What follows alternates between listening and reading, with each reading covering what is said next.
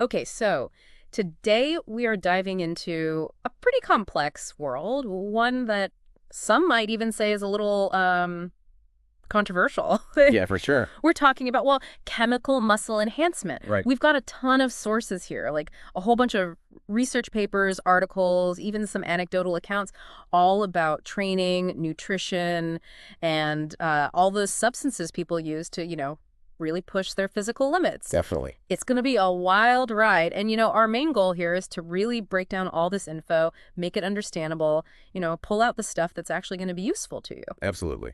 But before we jump into all that, got to give a little heads up. Oh, right. Yeah. Some of this stuff, well, let's just say it can get a little spicy. Mm-hmm. Mentions of, sexual content, some pretty strong language, that kind of thing. Right. So listener discretion is definitely advised. Definitely. But, our aim here is to present this information objectively. Exactly. We're not here to judge, just to explore. For sure. Now, one thing that really caught my eye in all this material, gotta say, was the author's personal story. Yeah. This guy, he started out as a 135-pound martial artist, like really skinny dude. Wow. But he got super deep into the science of training and nutrition and transformed himself into this 230-pound bodybuilder. No way. Yeah, with just 9% body fat. That's insane. And the crazy part, this whole transformation, it all happened before he even touched any anabolic androgenic steroids, Dory-S. Right. The stuff that basically mimics testosterone. Exactly. So Yeah. we're talking years of pure, dedicated effort. That really highlights the potential of the human body when you approach training and nutrition with, a scientific mindset. Totally. And this guy, with his background in biochemistry, I mean, he definitely had a head start. But, it sets a good context for our discussion today. Absolutely. Reminds us that the body can change in incredible ways, naturally. Right. And that brings us to this core idea, this constant balancing act between anabolism, so muscle growth, and catabolism, which is muscle breakdown. Uh-huh. And every time you hit the gym, every time you work out, you're basically disrupting this balance. Right. You're creating all these tiny tears in your muscles, and that tells the body, hey, time to repair, time to rebuild. Exactly. The body is constantly trying to maintain this equilibrium, and weight training just throws it off. And that's what triggers both muscle building and breakdown, right? Exactly. And the trick is to make sure the building outweighs the breakdown. Of course. But here's something interesting the source material points out. Mm. The catabolic effects of training can actually counteract a huge chunk, like up to 80% of the muscle building response. Whoa, that's a lot. So you could be doing all this work, but a lot of it is just getting canceled out. Pretty much. Huh. That makes sense, though. I mean, it explains why so many people hit those plateaus. Right. You feel like you're killing it in the gym, but you're just not seeing the gains you want. Exactly. Your muscle gains are being matched by your muscle losses. And I guess that's where some people start looking at, well, chemical enhancements. Yeah. When they hit that wall, when natural training just isn't enough, because anabolism and catabolism are at a standstill. Exactly. The body's reached its natural limit, or at least that's what it seems like. And so some people start thinking, okay, what else is out there? What can I use to push past this? Right. And our source material really digs into those hormonal foundations that govern both natural and chemically enhanced muscle growth. Uh-huh. So let's start there. Let's unpack that hormonal landscape. Okay, so we're talking about sex hormones, right? Estrogens and androgens. Exactly. Estrogens, things like estradiol, estrone, progesterone, those are the main players in females, influencing things like, fat distribution. Yeah, like in the breasts, hips, buttocks, and also the development of their reproductive organs. Right. And then on the other side, we have androgens like androstenedione, androstenediol, and the big one, testosterone. The king. Exactly. And those are the dominant hormones in males. Responsible for all those classic male traits, Yeah. Deeper voice, more muscle mass, bone mass, body hair, facial hair, the whole works. They also play a role in things like assertiveness, right? Oh, yeah, definitely. Now, let's talk about how male hormones are produced, because it's a bit different, right? It all comes down to the testes. Exactly. Those are the main androgen factories in men. They're located in the scrotum and contain these special cells called Leydig cells, and those are the primary sites for androgen production. Okay. Now, the adrenal glands, those little guys sitting on top of the kidneys, they also chip in a bit. Right. They produce some precursor hormones that can be converted into androgens, but testosterone, that's the main event, the most active and abundant androgen in men. Okay, and this whole system, it's all regulated by this fascinating feedback loop called the hypothalamus-pituitary-testes axis, or HPTA. Right, the HPTA. It's a pretty intricate dance, right? So can you break down what this feedback loop tells us about the body's preference for maintaining this hormonal balance? Like, why does introducing external hormones sometimes have such a huge and even lasting impact? Yeah, that's a really important point. The HPTA is all about maintaining this delicate balance. So picture this. If testosterone levels dip too low, the testes, they send a signal up to the hypothalamus in the brain. Okay. And that triggers the release of luteinizing hormone-releasing hormone, or LHRH. LHRH. Right, and LHRH, it's like the messenger that tells the pituitary gland, which is just below the brain, hey, we need more testosterone. Okay. So the pituitary releases luteinizing hormone, LH, and follicle-stimulating hormone, FSH. LH and FSH. Yeah, and they travel through the bloodstream down to the testes and basically tell the Leydig cells, okay, guys, time to ramp up production. Ugh. Both sperm and testosterone.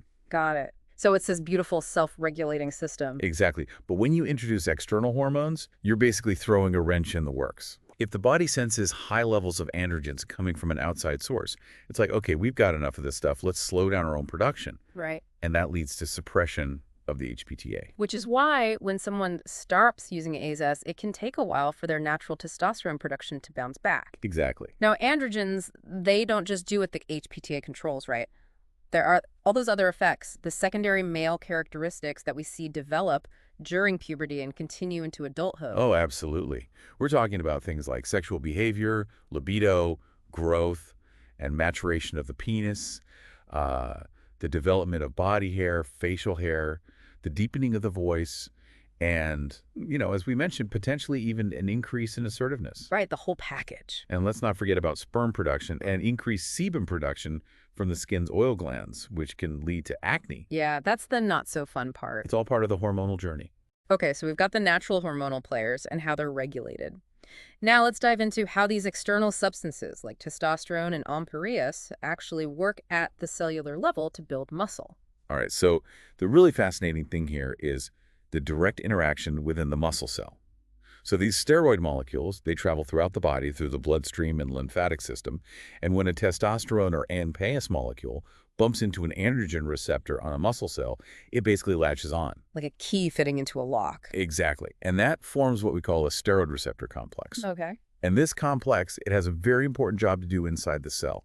It travels to the cell's nucleus where the DNA is stored. And then Then the complex binds to very specific regions of the DNA.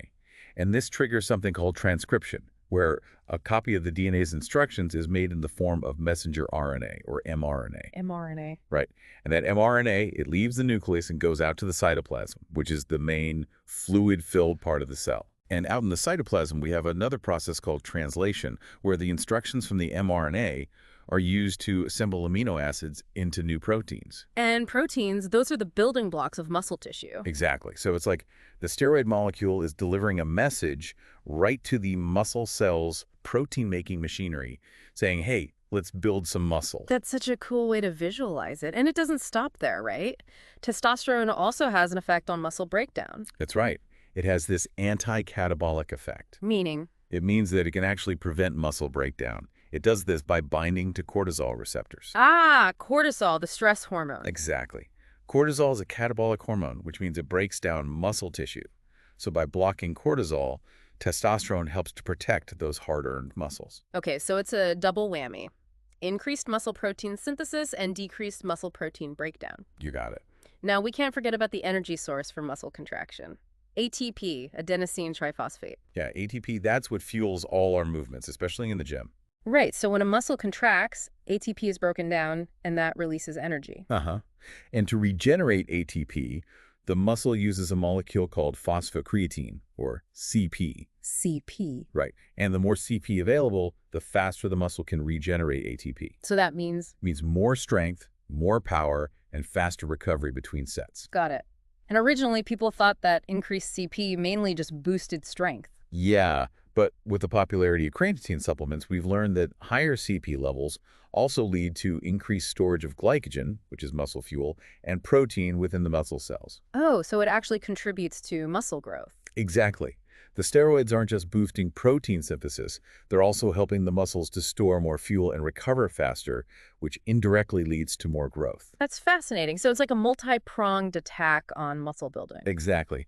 Now, you might be wondering, what happens to a testosterone molecule after it interacts with a receptor? Yeah, I can't just stay there forever, right? Yeah, right. So once it's done its job, it returns to the bloodstream.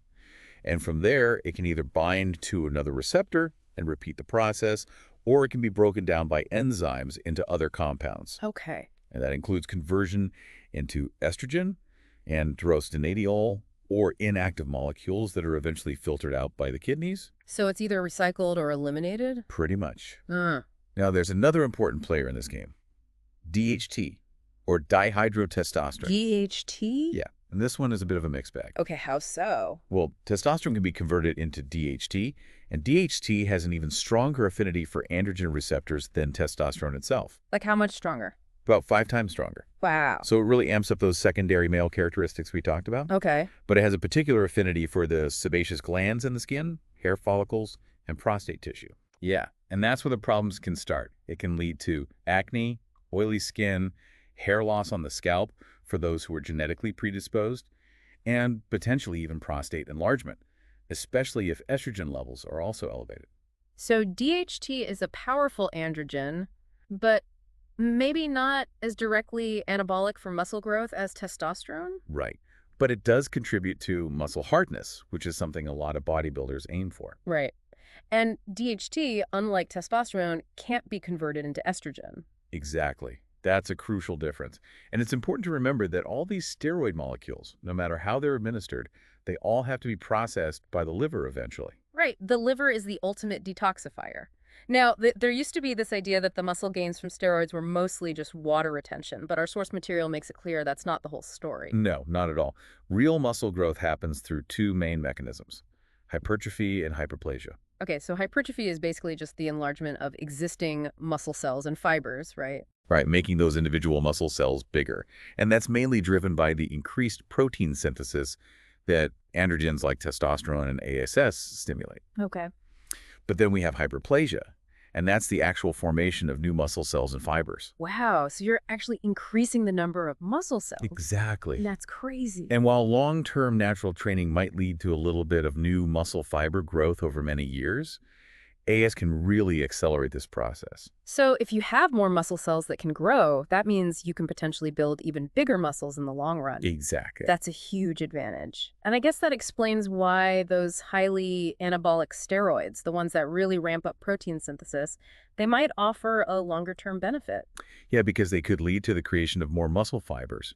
And that lines up with the observation that using steroids with a high anabolic to low to moderate androgenic ratio tends to result in better retention of lean muscle mass after someone stops using them. That's really interesting. And it's amazing how scientists have actually figured out how to tweak the basic steroid molecule to change those anabolic and androgenic effects. Oh yeah, it's incredible. Like injectable testosterone, that's both highly anabolic and androgenic.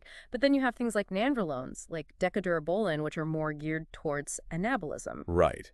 And while it's generally true that steroids with stronger androgenic properties and a higher chance of converting to estrogen tend to come with more side effects, the source material emphasizes that it's often the estrogen conversion itself and its impact on the HPTA feedback loop that really drives those side effects. Right, so it's not just about the androgenic effects, it's about the hormonal cascade that's triggered. Exactly. And that leads to this really interesting concept of a total anabolic steroid. A total anabolic steroid. Yeah, one that would have basically no androgenic effects. Yeah. So in theory, it could be super effective for muscle growth without all those traditional side effects. Now, that would be a game changer.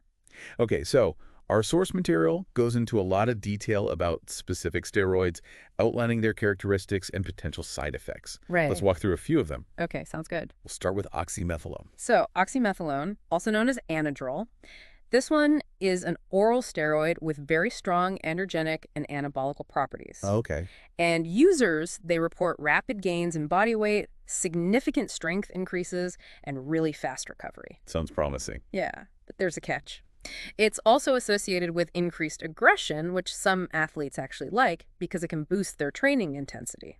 But it also causes noticeable water retention and, of course, increases in muscle size. Okay. People often use it in the off-season when they're trying to pack on as much mass as possible. But it's really important to understand that oxymethylone is considered one of the more dangerous LAS out there. Dangerous? How?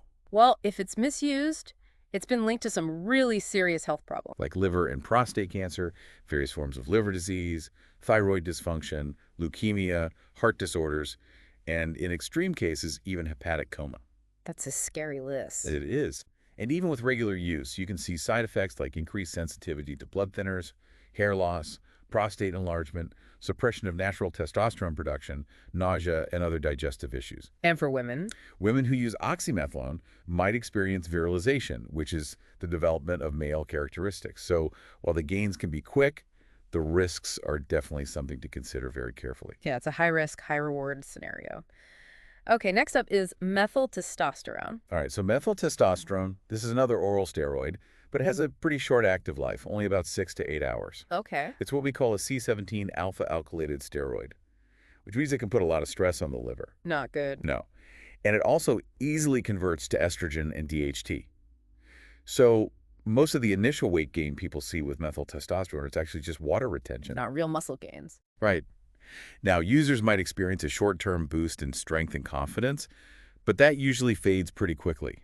And the side effects can be pretty rough. Like? High blood pressure, nosebleeds, increased aggression, gynecomastia, which is the development of breast tissue in males, and sodium retention. So not exactly the ideal choice for bodybuilding? No, not really. There are definitely better options out there. Okay, what about oxandrolone, or Anavar, as it's often called? Ah, Anavar. This one is interesting. It's often considered a more versatile oral AAS. Versatile how? Well, one of its key features is that it significantly boosts the production of phosphocreatine in muscle cells. And that means? Remember, phosphocreatine helps to regenerate ATP, which is the fuel for muscle contraction. Right. So with more phosphocreatine, you get faster ATP regeneration, which means you can recover quicker between sets and build strength more rapidly. Okay, I'm following. Users often report gaining muscle hardness with minimal weight gain, and it doesn't convert to estrogen, which is a big plus. So less risk of those estrogen-related side effects. Exactly. And what's really interesting is that oxandrolone was originally developed for medical uses. Medical uses. Yeah, it was used to treat osteoporosis in women and stunted growth in children. Wow. And that's because it has relatively low androgenic properties. So at lower doses, there's less risk of virilization in women. That makes sense. And that's why it's often used by bodybuilders in pre-contest phases to achieve that lean, hard physique. Okay, let's move on to some of the injectable steroids, starting with nandrolone and its esters, like decadurabolin and anador. Okay, so nandrolone, this is a derivative of testosterone, but it has high anabolic and moderate androgenic effects. Okay. It's known for being really good at sparing protein, meaning it helps to prevent muscle breakdown. And according to the research, it's not as hard on the liver as many of the oral steroids. That's good. Yeah. Now, the gains in lean muscle tissue with nandrolone, they tend to be high quality, but they come on slowly. Slowly and steady. Exactly. And the good news is, those gains are usually well maintained after you stop using it. It also has low water retention and minimal aromatization, meaning it doesn't convert to estrogen as easily as some other steroids. So again, fewer estrogen-related side effects. Right. And it doesn't convert to DHT either. And some users even report benefits for joint and soft tissue health, which is a nice bonus. Interesting. The one thing to keep in mind is that nandrolone really stimulates protein synthesis. So you need to make sure you're eating enough protein to support that growth. Makes sense. Now, what about those different esters like decadurabolin and anador? So decadurabolin, that's a very long-acting form of nandrolone. Anador is similar, also long-acting, with good retention of gains. And then there's lorobolin, which also has a long active life. Okay. In terms of natural testosterone suppression, nandrolone is generally considered to be low to moderate, and that depends on the dosage. Now, there's also Phenoplex or trenbolone acetate, which is kind of a unique case. Right. Phenoplex, this one is actually intended for use in animals, specifically livestock. Yeah. Okay. But some people have tried to use it themselves. And how do they even do that? Well, there are reports of people crushing the pellets and taking them orally or sublingually, mixing them with DMSO for transdermal absorption, or even implanting them directly. That sounds pretty risky. It is, definitely. What are the risks? Well, the biggest concern is the lack of sterility. These pellets aren't meant for human use, so they're not prepared in a way that's safe for injection or consumption. Right. So there's a high risk of infection, abscesses, and other complications. Okay, so not a good idea. Now, what about metrobolone or methyltrianolone? Methyltrianolone is a very potent injectable steroid. Potent in what way? It's highly anabolic and androgenic, but it has minimal to no water retention or aromatization. So no estrogen conversion. Right. But the downside is that it's extremely toxic to the liver. Like how toxic? Extremely toxic. It can cause serious liver damage, which makes it very risky to use. Okay, so not worth the risk. Finally, let's talk about the testosterone esters. Enanthate, cypionate, propionate, suspension, and omnidrin. These seem like the core androgens that a lot of people use. Yeah, you could say that. So testosterone enanthate and cypionate, these are long-acting injectables. They have very similar effects, both highly anabolic and androgenic. Okay. And they can lead to water retention and gynecomastia. Those estrogen-related side effects again. Right. Now, cypionate is sometimes injected less frequently because it stays active in the body a little bit longer. Okay. They're both really effective for gaining muscle mass and strength, but those gains aren't always easy to maintain after the cycle ends. So what do people do? Often they have to use anti-estrogens to manage those estrogen-related side effects. Right. Now, omnidrin, this is a blend of different testosterone esters, and it has a bit of a reputation for being inconsistent in quality and sometimes causing harsher side effects like acne. Okay. Then there's testosterone propionate, which acts faster than enanthate or cypionate. And some people believe it causes less water retention than gynecomastia because it clears from the system faster. Interesting. And then you have testosterone suspension, which is the fastest acting form with the most testosterone per milligram. Okay. Now, across all these testosterone esters, the common side effects include water retention, gynecomastia, increased body hair growth, receding hairline for those who are genetically predisposed, increased aggression, high blood pressure, acne, and potentially even increased fat deposits due to that testosterone to estrogen conversion. It seems like that conversion is a recurring theme. It is, and it highlights how interconnected all these hormonal systems are. Now, liver toxicity with testosterone, it's usually only a concern at very high doses. Okay. So with all this talk about aromatization and estrogen-related side effects, it makes sense that anti-estrogens would be an important part of the equation for a lot of users. Definitely. So let's talk about those. What are the main ones that people use? Well, one of the most common ones is Nolvadex, also known as tamoxifen. Nolvadex. Right. And it works by blocking estrogen receptors in the body. But it doesn't actually decrease estrogen production itself. Okay, so it's like putting up a shield against the estrogen that's already there. Exactly. Now, a potential problem with Nolvadex is what's called a rebound effect. When you stop using it, those estrogenic effects can come back. And in some people, it can actually increase estrogenic activity because it can lead to the conversion of adrenal DHEA into estrogen. Oh, so it's not a perfect solution. No. Then there's Proviron, also known as Mestrolone. Proviron. And that one is often used after a steroid cycle to help prevent what's called estrogen dominance. Estrogen dominance. Yeah, it's basically when estrogen levels are too high relative to other hormones, like testosterone. Okay. And Proviron can also help to boost libido, which can be helpful after a cycle when natural testosterone production might be suppressed. Right. Now, medically, Proviron is sometimes used to increase sperm production and treat sexual dysfunction. And it's also been reported to promote muscle hardness. One potential side effect is, well, frequent erections. So that could be either a good or a bad thing, depending on the situation. Right. Then we have Teslac, or testosterone. Teslac. And this one is what we call an anti-aromatase inhibitor. Meaning? It directly prevents the production of estrogen. Okay, so it tackles the problem at the source. Exactly. Now, there's some concern that Teslac might cause a more permanent suppression of estrogen in males. It has very low androgenic and no anabolic effects, but it might help to increase natural testosterone levels. Okay. And lastly, we have aminoglutamide, or cytidrin. Cytidrin. And that one is a steroidogenesis inhibitor, which means it suppresses the production of various steroid hormones, including estrogen. So it's like a broader spectrum hormone suppressor. Exactly. Now, what about after a steroid cycle? When the HPTA has been suppressed, are there things people can do to help their bodies recover? Yes. Definitely. Remember, the HPTA is that delicate feedback loop that regulates testosterone production. Right. And when you introduce external androgens, it can throw that loop off balance, leading to decreased production of LH and FSH. Which then reduces the body's own testosterone and sperm production. Exactly. And that can lead to testicular shrinkage and a drop in libido. So not good. No. But there are things that can help. One common one is HCG, or human chorionic gonadotropin. HCG. Right. And HCG, it mimics the action of LH, that hormone that tells the testes to produce testosterone. Okay. So it's often used during or after a steroid cycle to help kickstart natural testosterone production again. And it can significantly increase testosterone levels. Okay, that makes sense. Then you have clomiphene, also known as Clomid, and cyclophenol. Clomid. Right.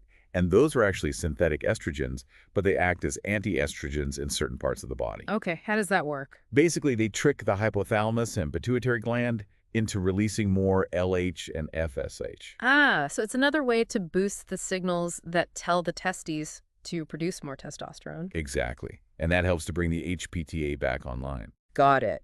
Now, another category of substances we need to talk about are diuretics. Yeah, diuretics. Those are often used in the bodybuilding world, especially before competitions. Right. They're used to achieve that super lean, dry look by getting rid of subcutaneous water. Subcutaneous water, it's the water just beneath the skin, right? Yeah, exactly. But using diuretics for this purpose, it's really dangerous. Okay, how so? Well, if they're misused, they can cause serious electrolyte imbalances, severe dehydration, heart rhythm problems, and in some cases, even death. Wow. Yeah, it's really serious. So what are the different types of diuretics that people use? Well, there are potassium-sparing diuretics, like aldactone, which work by blocking the hormone aldosterone. Aldosterone, that's the hormone that regulates salt and water balance, right? Exactly. So Yeah. by blocking aldosterone, you increase the excretion of sodium and water, but you hold on to potassium. Okay. But there's a risk of getting too much potassium, especially if you're supplementing with it without medical supervision. Then there are thiazide diuretics, which increase urine production, but they can also lead to the loss of important electrolytes like sodium, chloride, bicarbonate, and potassium. Yeah. And then there are loop diuretics like Lasix, which are very powerful, and increase the excretion of a wide range of electrolytes. These are considered the most dangerous type of diuretic and have been linked to fatalities. So definitely not something to mess around with. No, not at all. Now, there are other ways to control subcutaneous water besides diuretics. Yeah, there are. Some people manipulate their salt intake and try to influence aldosterone levels in the days leading up to a competition. Okay, so it's a delicate balancing act. It is. But it's scary to think about the risks some people are willing to take for that competitive edge. Definitely. Okay, let's move on to thyroid hormones. Thyroid hormones. Those seem to be used primarily to boost metabolism and burn fat. That's right. Synthetic thyroid hormones, like T3, which is triiodothyronine, and T4, thyroxine, they're sometimes used when people are trying to cut calories and lose fat because they increase the body's metabolic rate. Right, they make you burn more calories. Exactly. And this happens through a process called thermogenesis. Thermogenesis, so your body generates more heat. Right. Now, it's super important to maintain a high protein intake when you're using thyroid hormones. Why is that? Well, if you don't eat enough protein, your body might start breaking down muscle tissue for energy. Ah, to make up.